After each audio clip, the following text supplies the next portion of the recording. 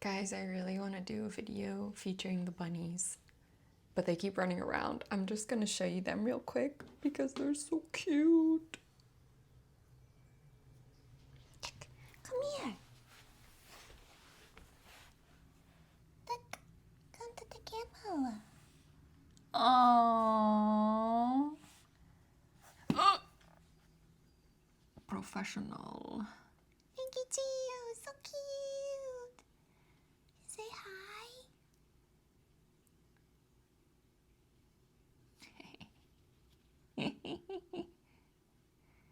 Want to be on camera?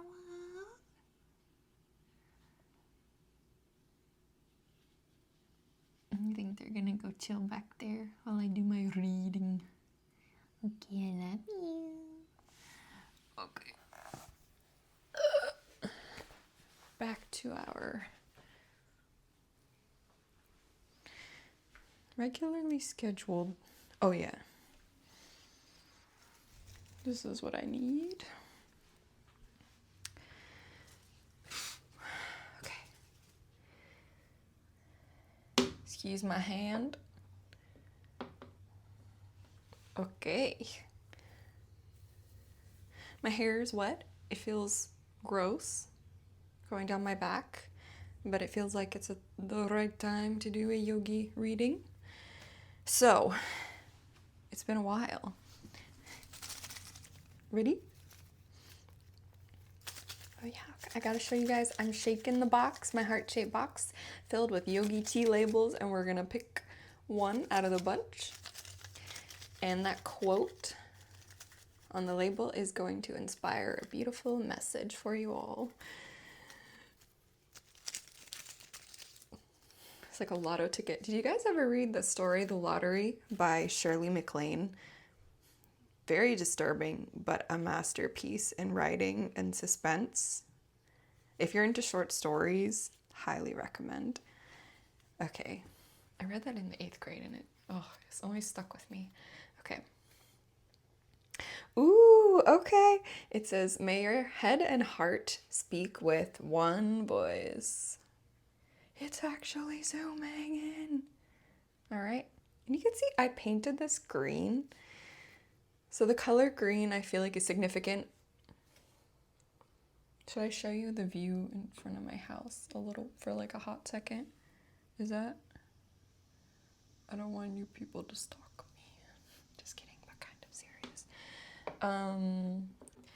Oops, I messed up and now I'm gonna have to edit that, which is gonna be annoying. But right in front of my window are a bunch of beautiful green plants and bushes and foliage and such.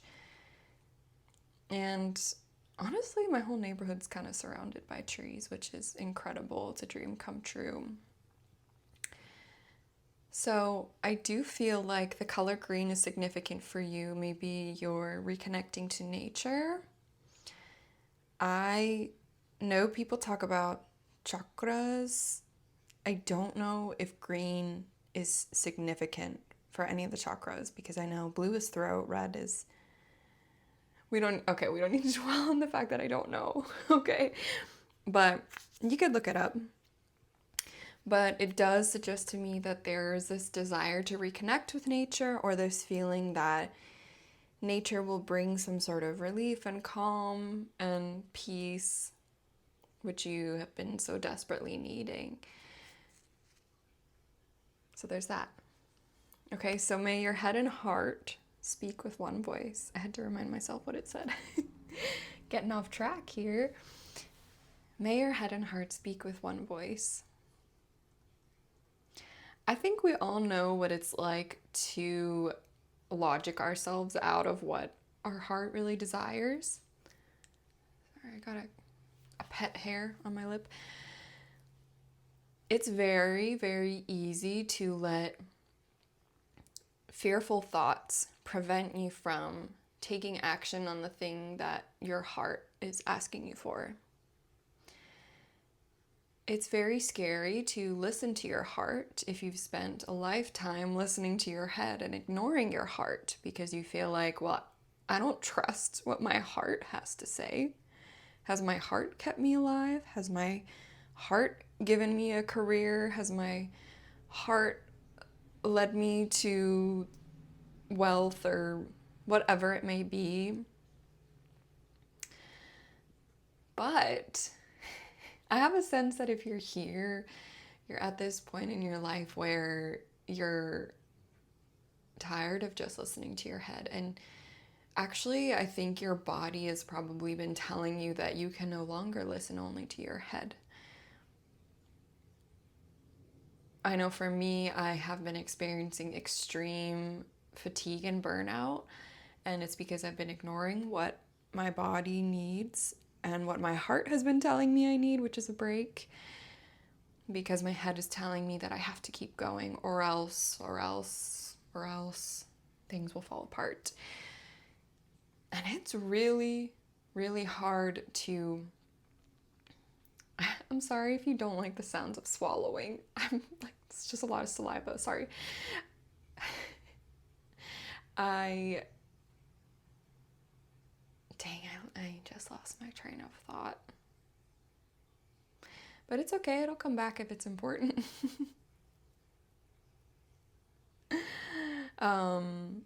But it's really, I think this is what I was going to say, it's really, really scary to bypass the fear-based thoughts circling around in your brain and for a second just go, you know what?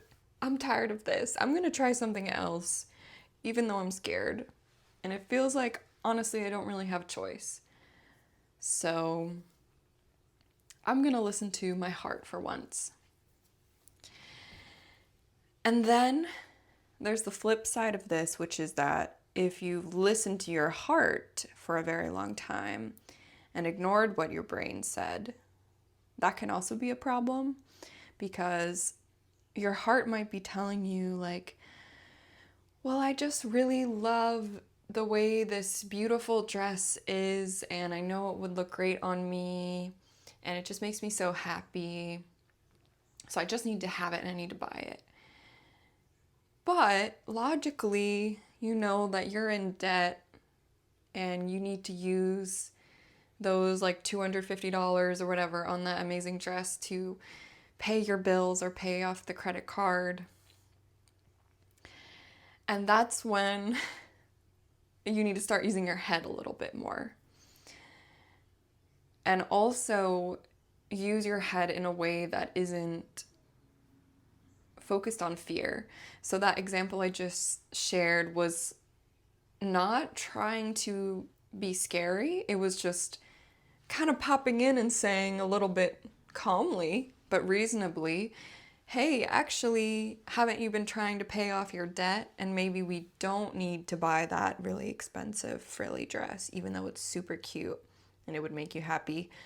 Maybe what would make you happy actually would be knowing that you're debt free. And so that's when the heart and the head could be at odds. But when you're able to use both, which I also want to sidebar this with saying that our understanding of the head and the heart has been shifting, at least based on the algorithm that I've been getting. There's a lot more information out there about how the heart is like its own brain, and that there are neurites, I believe. So they're like little neurons that act as a brain that exist on your heart. So they can send you messages in the same way that your brain sends you messages. You can look it up. And there's also this idea that the mind and the heart and the body are not separate. So when you talk about mental health versus physical health, actually it's all the same. It's all intertwined. So I just wanted to preface or sidebar this because we're kind of talking about the head and the heart as being two separate things when really they are working together. Well, they've been intended to work together this whole time, which is what this quote is even about. So in a way, you can think of this as a return to who you naturally were versus like, oh crap, I gotta start thinking with my head and my heart. What does that mean? Like 1 + 1 = maybe don't think of it as this big arduous task that is going to take a lot of effort to do. One thing I could suggest is meditating. And if you think of meditation and want to scream, I get it. Because the thought of sitting in a quiet space just alone with your thoughts sounds awful. I get it also. You don't have to meditate in that way if that doesn't make sense for you. You could meditate by just going for a walk outside. You could meditate by trying to do the dishes without listening to something on your phone and just let other noises come through. Or another thing that could help is using like noise canceling headphones and either listening to white noise, or I will often do this, listen to the same exact song on repeat, and that will put me in a meditative state as well, where that song kind of fades into the background and I'm able to listen to myself, but also be like feel engaged because it's a song that is familiar and brings me happiness and also kind of blocks out the rest of the world. So those are a couple things you could do to help you meditate, which in my opinion will help you start to kind of focus less on what the outside world is doing and focus more on what's happening on the inside, so that you can listen to what's happening in here and see that it's all connected and it's not separate.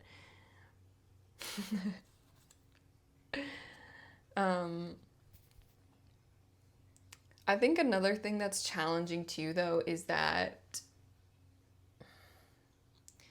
sometimes we think something will make us happy, and then we learn later on in the long run it won't, which is kind of the example I gave earlier about spending money when you're in debt.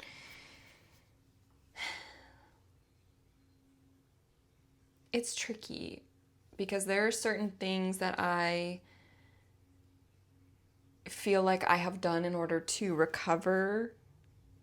For example, trigger warning, I used to have an eating disorder, and part of my recovery was just learning to listen to my hunger cues. And it's challenging because there are people saying this, and this is a healthy way to eat.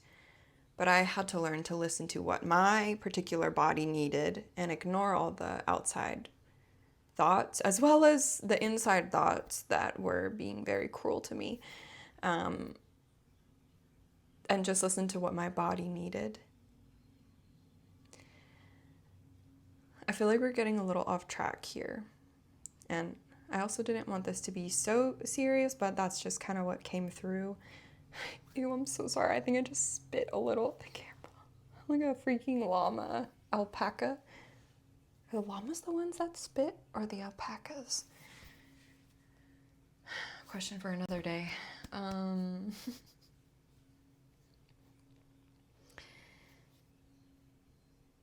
How I know that I am living in alignment, which I think this is what this quote is talking about too. When you're in alignment from head to toe, mind, body, soul, you, at least I feel,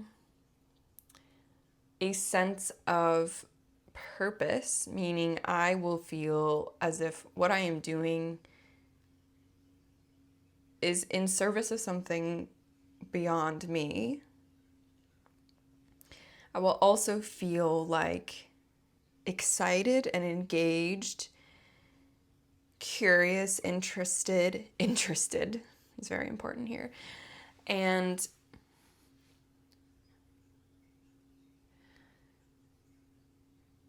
sometimes, actually often, I will feel scared, a little bit apprehensive,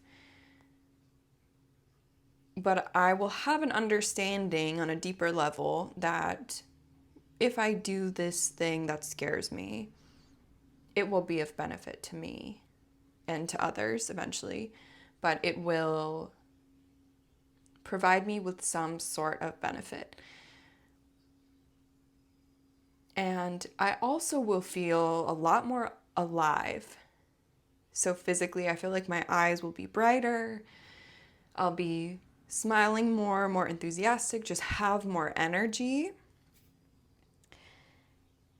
Even if it's something that I find to be challenging, where I am having to face fears, for instance, or having to be patient with myself, like making a YouTube video.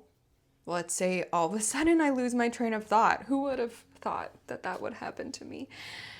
And being able to sit in front of the camera and let it be a little bit quiet for a second and go, well, some people might log off now because they're bored, because I've sat here in silence for a second, and that's fine.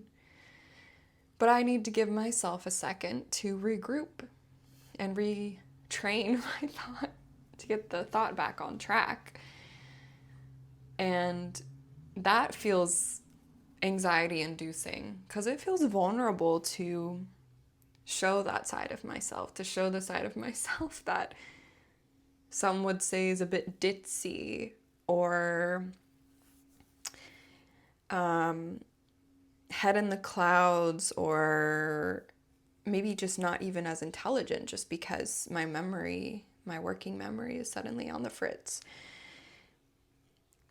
But I know that for me, if I sit here and face that fear, if I sit in the silence and wait, eventually that discomfort will go away. And in the long run, I will start to feel more comfortable with myself, with my own faults, per se. And people watching who also relate will feel more seen. So that's an example that might help. What else needs to be said? I think that's kind of it.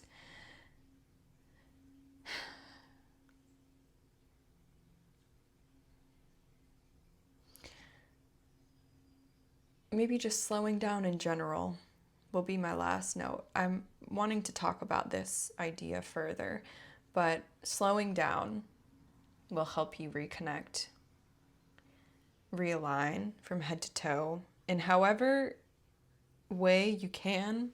I know everyone has a different life, different responsibilities, different abilities, but if you are able to slow down for like a minute in your day, do what I did. Give yourself a second to reconvene with your thoughts and let yourself be quiet for a second, even if you're talking in front of other people. Or even just take a deep breath for 10 seconds. Walk a little slower when you're walking to and from places, going to stores. Drive a little slower, not in the left lane. Don't do that. But, you know, if you're a speed racer, slow down a little bit. See how that makes you feel. And I will leave it at that. Good luck, everyone. Best wishes on this lovely afternoon.